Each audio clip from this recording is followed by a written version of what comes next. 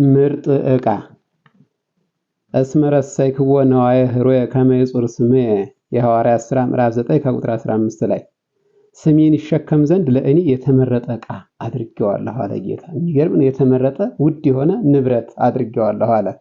እንግዲህ ሁላችሁ እንደምታውቁት ነገ ሐምሌ 5 ነው። ሐምሌ 5 ደግሞ የሚከበሩት በዓላት ታላቁ ሐዋርያ ርዕሰ ሐዋርያት ቅዱስ ጴጥሮስ አንደኛ፣ በሁለተኛ ደግሞ ብርሃነ ዓለም የተሰኘው ቅዱስ ሐዋርያው ጳውሎስ ነው። እንዲሁም ጻድቁ አባታችን አቡነ ገብረ መንፈስ ቅዱስ ወርሃዊ በዓል ናቸው። ነገር ግን የሁለቱ ሐዋርያት ትልቅ በዓል ስለሆነ በቅዱስ ጴጥሮስም ባወራችሁ ደስ ይለኝ ነበር፣ ጊዜው አጭር ነው። ነገር ግን የቤተ ክርስቲያን ትልቅ ባለውለታ የሆነውን ቅዱስ ሐዋርያው ጴጥሮስን ትንሽ ልበላችሁ፣ እናንተም አዳምጡ። ቅዱስ ሐዋርያው ጳውሎስ የሚገርማቸው አንደኛና የመጀመሪያ ምሁር ኦሪት ነው። የብሉይ ኪዳን ትምህርትን ገማልያል ከሚባለው መምህር እግር ስር ቁጭ ብሎ ጥንቅቅ አድርጎ ብሉይ ኪዳንን የተማረ፣ ሁለተኛ ደግሞ ጽኑዕና ብርቱ ጠንካራ በእምነቱ ቀና የሆነ ሰው ነበረ። እንዲሁም በተጨማሪ በሶስተኛ ቅዱስ ሐዋርያው ጳውሎስ ዜግነቱ አንደኛ ሮማዊ፣ ሁለተኛ ደግሞ አይሁዳዊ ዜግነት አለው በአባቱ በኩል። ምክንያቱም ኪልቅያ ተርሴስ ነው የተወለደው። ጠርሴስ ሳይሆን ተርሴስ በምትባል አካባቢም ስለተወለደ ሮማዊ ዜግነት አለው። ሶስተኛ ቅዱስ ሐዋርያው ጳውሎስ የመጀመሪያ ስሙ ሳውል ይባላል፣ ከእግዚአብሔር የተለመነ እንደማለት ነው። በኋላ ግን ጳውሎስ ሰርጌዮስ የተባለ አገረ ገዢ ብርሃን ስላለው አይኑንም ስራ በራለት የራሱን ስምን መስጠት በእነሱ በትልልቅ ነገስታት ዘንድ ትልቅ ክብር ስለሆነ የራሴ ስም ጳውሎስ የአንተ ስም ይሁን ብሎ የሚገርማቸው ጳውሎስ የሚባለውን ስም ለጳውሎስ የሰጠው ሰርጌዮስ ጳውሎስ የተባለ አገረ ገዢ እንደሆነ ስንቶቻችሁ ታስታውሳላችሁ? አራተኛ ቅዱስ ሐዋርያው ጳውሎስ ጸላኢ ቤተክርስቲያንን የሚጠላ ወይም ደግሞ ሐዲስ ኪዳንንና ክርስቶስን ደቀ መዛሙርቱን አብዝቶ የሚጸየፍ የሚያስር የሚገርፍ የሚገድል እንደነበረ ያው ይታወቃል። ነገር ግን ከዕለታት በአንድ ቀን ከሊቀ ካህናቱ የመግደያ የመግረፊያ የማሰሪያ ደብዳቤ ይዞ ደማስቆ በምትባል ከተማ ሲደርስ ማለት ነው። ደማስቆ ዛሬ ከሜዲትራኒያን ባህር ተሻግሮ ያው የሶሪያ ዋና ከተማ ነች። በጥንቱም በዛሬውም ከተማቸው የታወቀ ነው። ይሄው ነውና ደማስቆ ሲደርስ ምንድነው የሆነው? አልጸቀ ሳውል ሀገረ ደማስቆ ግብተ በረቀ መብረቅ፣ ትልቅ መብረቅ ጮኸና ጣለው። የሚገርመው መብረቁን የሰማው የሚያሳዝነው ነገር ጳውሎስ ብቻ ነው። ሌላ ሰው አልሰማውም። ጳውሎስን ብቻ ነው የጣለው። ሌላ ሰው አላስደነገጠም። መሬቱን አልጎደበውም። በመብረቁ ድምፅ ውስጥ ጳውሎስ ሳውል ለምን ትሰድደኝ? አንተ ሳውል ለምን ታሳድደኛለህ? ለምን ትገለኛለህ? ብሎ ክርስቲያኖችን ወክሎ ክርስቶስ ተናግሮታል። ምን ላድርግ አለ። ሂድና ተጠመቅ አለው። አይኑ ደበዘዘ፣ ወደቀ። ሐናንያ ያጠምቆታል። ከዚያ በኋላ በክርስቲያናዊ አገልግሎቱ ጳውሎስን የመሰለ መምህር ለማግኘት ከባድ ነው፣ የታወቀ ነው። አምስተኛና ቀጣዩ ጳውሎስ ከሐዋርያት ለየት የሚያደርገው ምንድነው? መምህረ አሕዛብ ይባላል። ማለትም ከአይሁድ ጀምሮ እስከ ዓለም ዳርቻ እስከ ስፔን ለዋሪቆንና ስፔን የሚባለው አገር ድረስ ማለትም አውሮፓውንና እስያውን አዳርሶ ሕዝብ የሚኖርበትን ምድር ሁሉ ደርሶ ያገለገለ ሰው ነው። ለምሳሌ ዛሬ እንደ እንግሊዝ፣ ኖርዌይ፣ ስዊድን የሚባሉት ያን ጊዜ ሰው የለባቸውም። አሜሪካ የሚባለው ሰው የለበትም።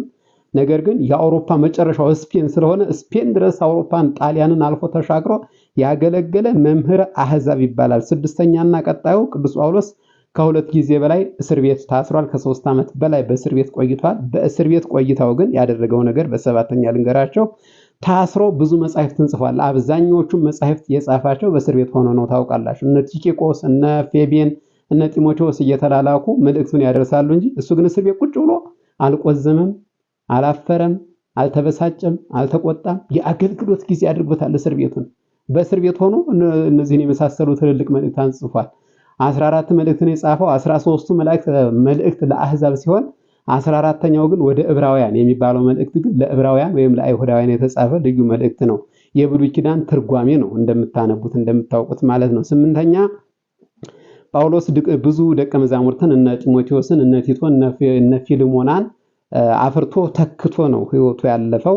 9ኛ በጥበብና በዘዴ በማስተማር የሚደርሰው የለም። በቴክኒክ ሀገሩን አካባቢውን በመምሰልና በመመሳሰል ብዙ አሕዛብን ወደ ክርስትና በማባበል ጭምር ግዝረት ለሚሉት ግዝረትን እንዴት አድርጎ እየተረጎመ ለአይሁድ፣ ግዝረት ለማያስፈልጋቸው ደግሞ ለአሕዛብ መገረዝ አለመገረዝ ምንም አይደለም በማለት እያባበለ ወደ ክርስትና ያመጣ ጥበበኛ ሐዋርያ ነው። 10ኛ ጳውሎስ በጣም ከምደነቅበት ነገር እኔ በግሌ በሰው ላይ ሸክም እንዳይሆን ምግብ ስጡኝ፣ ቀለብ ስጡኝ፣ ጫማ ግዙልኝ እንዳይል የሚገርመው ነገር ድንኳን እየሰፋ ራሱን ያስተዳድር ነበር። በማንም ላይ ሸክም አልሆንኩም ይላል።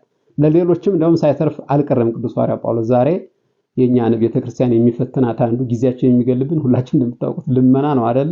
ጳውሎስ ግን ልመናን ይጸየፋል። እንዲያውም የማይሰራ ምን ይበል አይብላ ብሎ አዋጅን የሚያስቀምጠው ቅዱስ ጳውሎስ እንደሆነ ታውቃላችሁ፣ ከብሉይ ኪዳኑ በተጨማሪ ማለት ነው። 11ኛ መጪውን ዘመን ጥሩ አድርጎ የተነበየ በሁለተኛ ጢሞቴዎስ ምዕራፍ 3 ላይ ስታዩ በዘመኑ መጨረሻ ሰዎች እንዴት እንደሚከፉ ከእግዚአብሔር እንዴት እንደሚርቁ በደንብ አድርጎ በትንቢት መነጽር ለኛና ለመንጋው የማይራሩ ጨካኞች እንደሚመጡ ጭምር ጥሩ አድርጎ የገለጸ ሐዋርያ ነው። 12ኛና የመጨረሻው በሰማዕትነት በ60ዎቹ ዘመን ውስጥ በ64 ዓመተ ምህረት ገደማ በሮማ አደባባይ አንገቱ ተቀልቶ ሰማዕትነትን የተቀበለ ነው። ከመሞቱ በፊት ግን ሃይማኖቴን ያቀብኩ በድሬን ይፈጸምኩ ሩጫዬን ጨረስኩ ሃይማኖቴን ጠብቄ ያስጠበቀው አሁን ግን ልሞት ተዘጋጅቻለሁ እግዚአብሔር የድል አክሊልን አዘጋጅቶልኛል በማለት በአንደኛ ጢሞቴዎስ ምዕራፍ 4 ላይ የተጻፈው ለጢሞቴዎስ መልእክቱን ነግሮ ያው በመጨረሻው ሰማዕትነትን ተቀብሏል። በእኛ ቤተክርስቲያን ትውፊትና አስተምሮ ሐምሌ 5 እንደተቀበለ ይታወቃልና የተነሳውበት ርዕስ ምንድነው? ነዋይ ሄሮ እየተመረጠ ዕቃ። ይሄን ያለው የሚገርማችሁ ክርስቶስ ነው ራሱ ለሐናንያ ሲነግረው ጳውሎስን አሳዳጁን፣ ገዳዩን፣ አሳሪውን፣ ደብዳቢውን እነ እስጢፋኖስ ሲወገሩ ተባባሪ የነበረውን ሳውልን ለኔ ስሜን ይሸከም ዘንድ የኔን ስም ክርስቶስ የሚለውን ስም ተሸክሞ ወደ ዓለም እንዲወጣ ምርጥ ዕቃ አድርጌዋለሁ ብሎ ክርስቶስ ስሙን ጻፈለት፣ ቀየረለት፣ ታሪኩን ቀየረለት። ታሪካችንን ይቀይርልን የቅዱስ ሐዋርያው ጳውሎስ በረከት ይደርብን። ሁላችሁም በረከቱ ይደርብን እያላችሁ ከታች በኮሜንት ጻፉ። በዓሉን የሰላም ያድርግልን።